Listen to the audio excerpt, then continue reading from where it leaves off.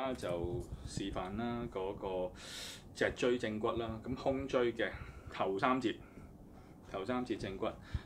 We are going to demonstrate the upper thoracic adjustment, the manipulation techniques on T1, 2, 3,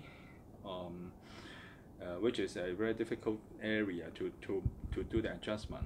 咁T1、2、3係最難鬆嘅。呢個世界上咧，邊個好有效地可以鬆到其他人嘅 T1、2、3咧，都係高手嚟㗎啦。In this world, who can do the adjustment on T1, 2, 3 very effectively? They are the master of the master. 好，咁我哋而家 show 俾你睇點做先。咁咧，呢個同mid thoracic 有啲唔同。mid thoracic 咧，中間嗰啲叫做中間胸椎咧，我哋就咁做嘅。咁你見到咧，曲嗰個位，即係最 fixate 嗰個位咧，其實就係呢一個位置。所以我哋一做 adjustment 嘅時候一推咧，其實就呢個位。咁咧，如果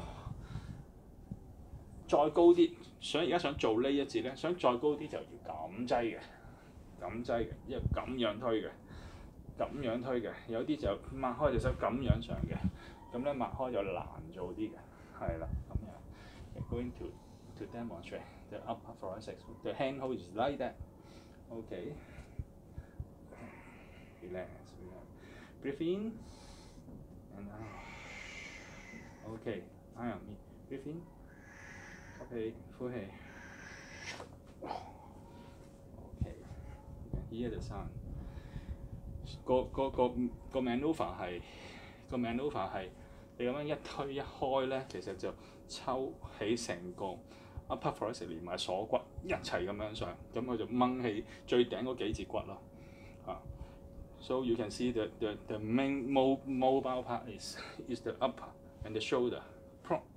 So which is different with the mid thoracic. Mid thoracic is like that.